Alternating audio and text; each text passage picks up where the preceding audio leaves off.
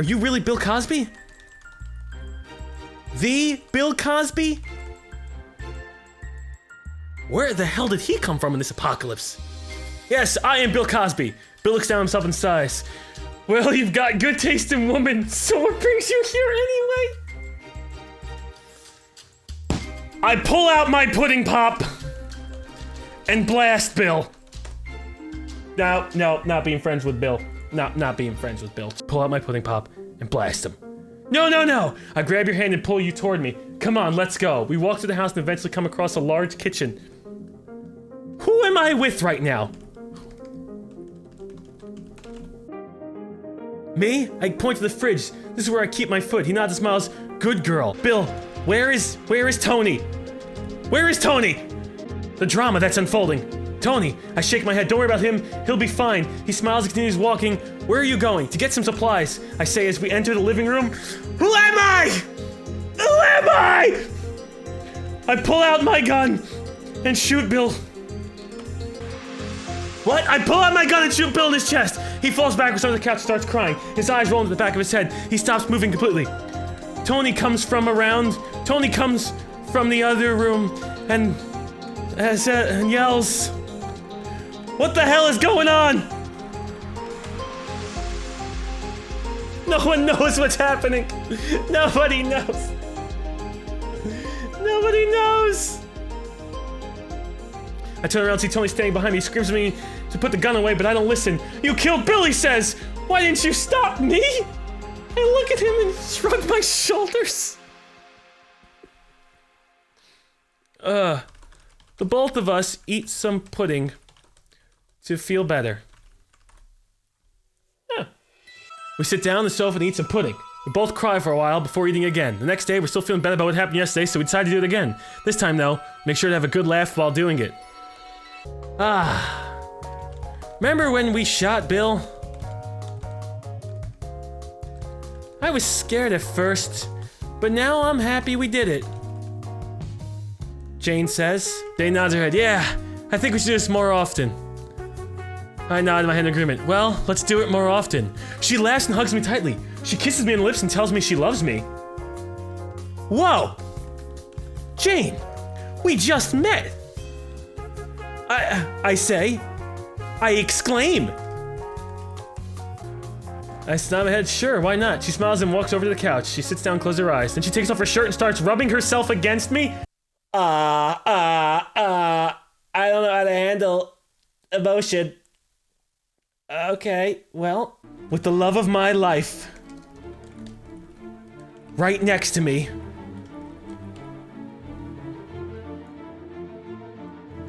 I decide to do the only thing I know best. The one thing I was taught. The one thing I love. No. The only thing I remember. I whip out my pistol and I shoot her. I grab my pistol and point it at Jane's head. She opens her eyes and looks surprised by the sudden action. Are you serious, she asks? Yes, I'm seriously going to kill you, I say.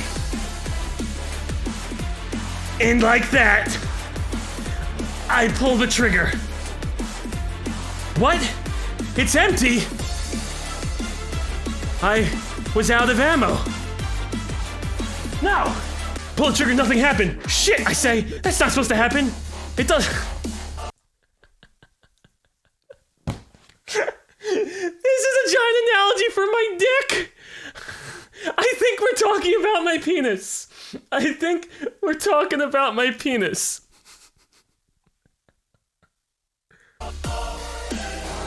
As tears start forming in my eyes, my pistol is broken.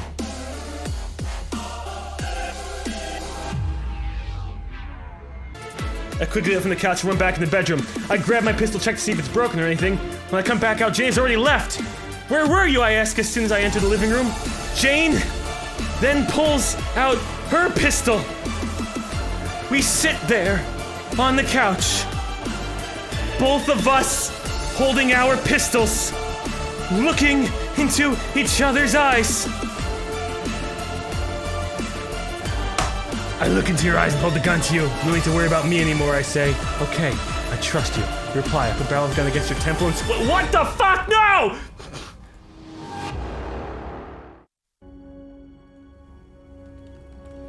Revert. Where are you? As soon as I enter the living room. No. Revert again. Jane then tells me she has a secret. Oh. What's the secret, Jane? What's the secret?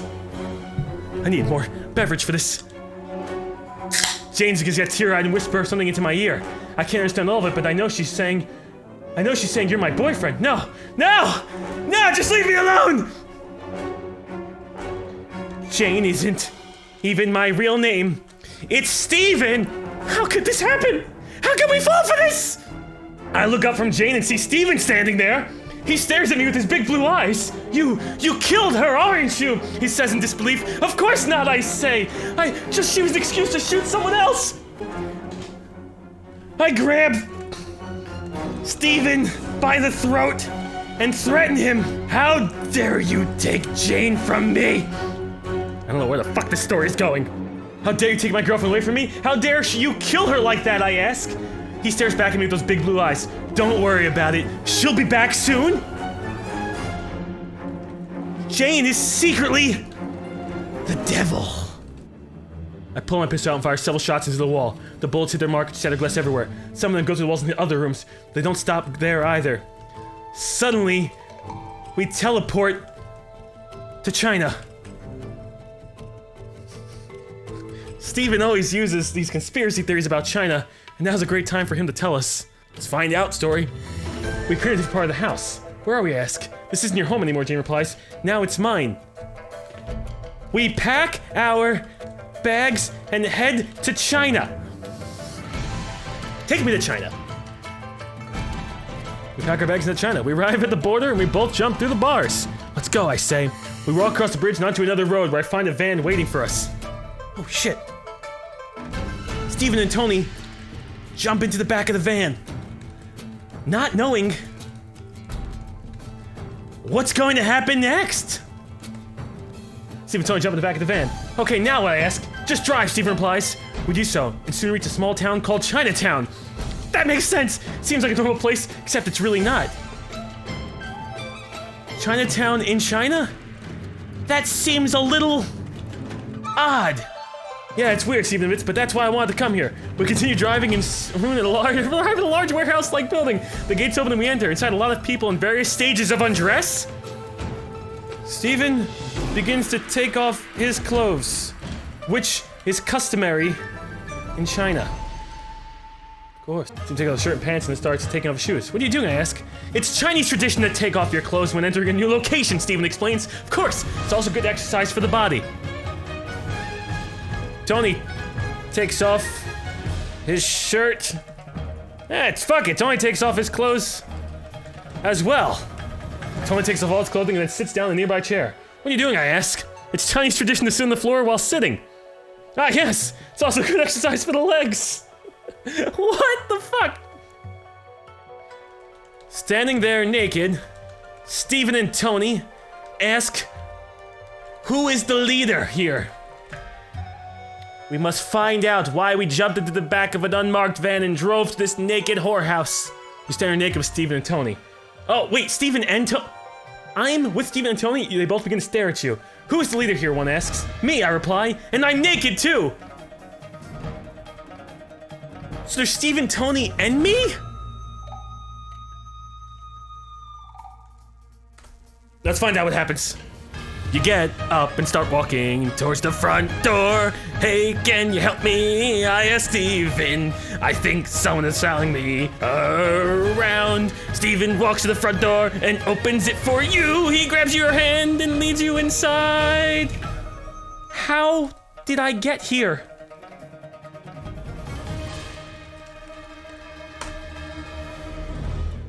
I don't understand that one. Well, looks like mine, he says. What? Oh, you walk into a room and full of furniture. There's no way this could be your home. Is that my bedroom, I asked Steven. No, it's not. Well, it looks like mine, he says. So how did you get... Well, I'm losing track of the story. Okay. I walk into a room full of furniture. There's no way this could be your home. Is that my bedroom? I asked Steven. No, it's not, he says. Well, it looks like mine.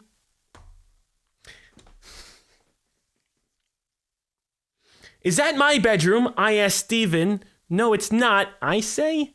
Well, it looks like mine, Steven says. So how did you get here?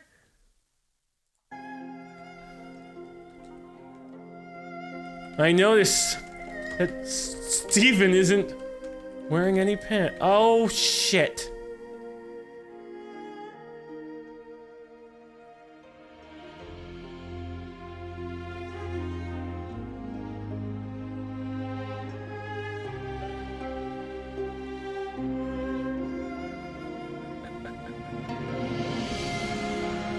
Anonymous gifter, thank you. You have filled the lights of the children's eyes for miles and miles. Thank you. Thank you. Suddenly, an anonymous gifter enters the room bearing presents.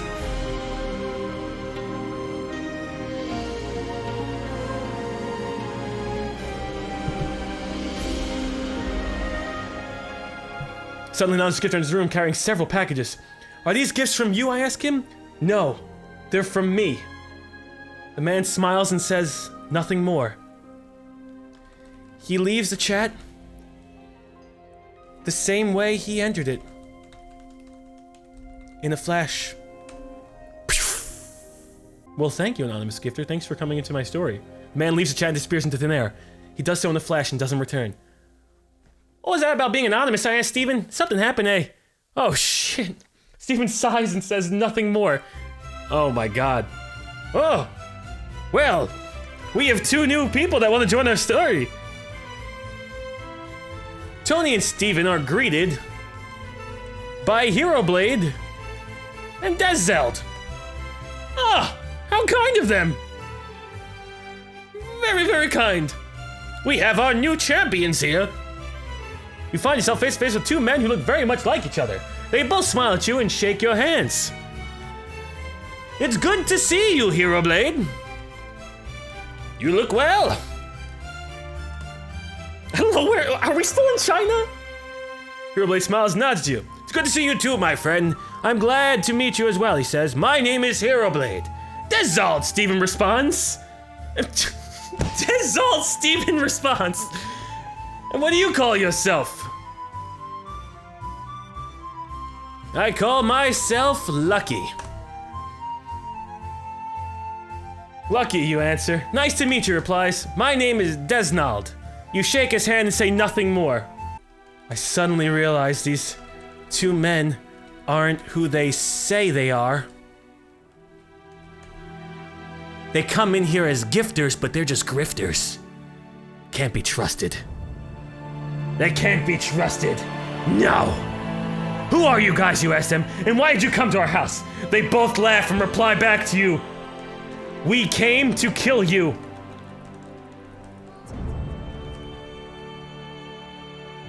We come to kill you. You suddenly realize two men aren't who they say they are. They're just clowns for hire. The only thing you can think of is that someone must have given them money to perform this act. We come to kill ya. They brandish two really small guns. These clowns brandish two really tiny guns. They fire one bullet which hits you right behind it, between the eyes. It hurts like hell, but soon after... What? No, revert. Revert. Hold on. It's tiny guns. We came to kill you. Of course. They take out two tiny guns, but realize they forgot ammo. Ha! Try that, clowns. We came on to kill ya! We came on to kill ya! They shout and start shooting at you. You quickly run away while dodging bullets. You then jump over a low wall and make your escape. I quickly call John Wick on my cell phone. Mr. Wick! I need you!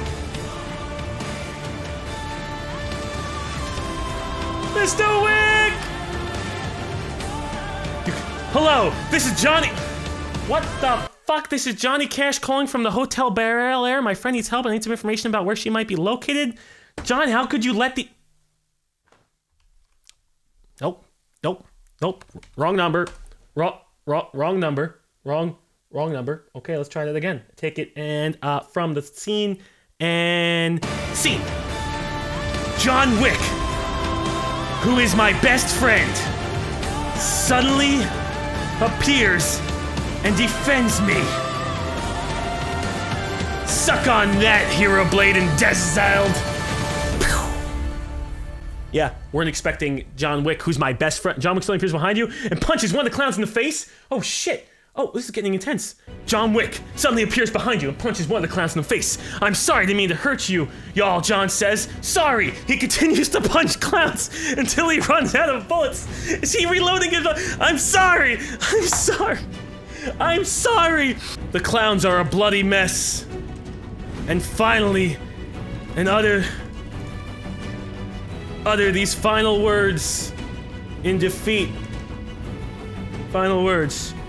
You tricked us, Tony.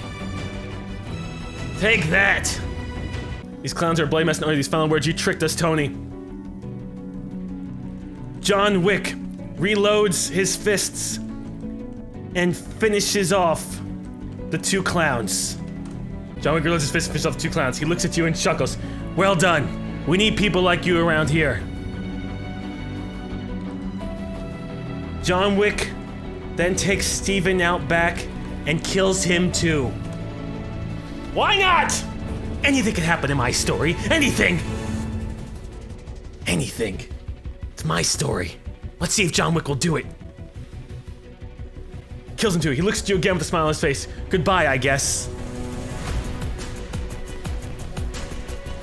Suddenly, out of nowhere, Smarty appears and confronts John Wick before he is about to kill Steven. Oh my god, this plot twist. Who would have thought?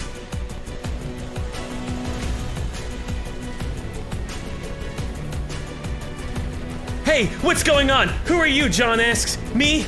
I'm nobody special. Just some guy who likes killing people. Smarty rips out John Wick's spine! Smarty, I'll get you! Oh my god. Did not expect Smarty to grow a pair of balls and gain a spine.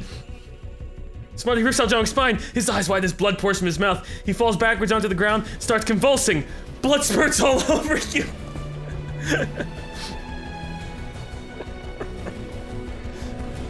Suddenly, Jane appears and reveals herself to be Martha. This story is getting out of control.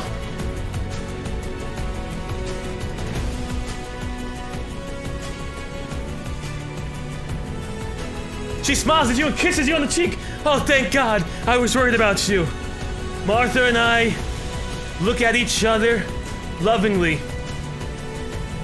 and fuck all the way back to China. Marth! No, not Marth! No! Not Marth! No! Fuck all the way back to China. The end.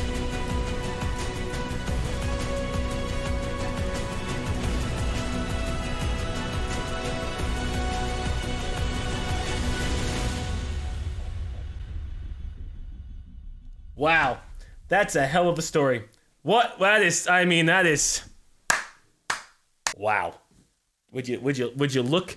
That is insane. That is absolute insanity. What just happened there? I mean, I don't even know. What? Oh, yes, of course. Let me get. We're not done yet. It's been 50 years since Martha and Tony had gotten married. They retired held on an old farm. They live happily ever after in a new retirement home in the countryside of China. Unfortunately, the Chinese government found out they were spies and kidnapped the two of them.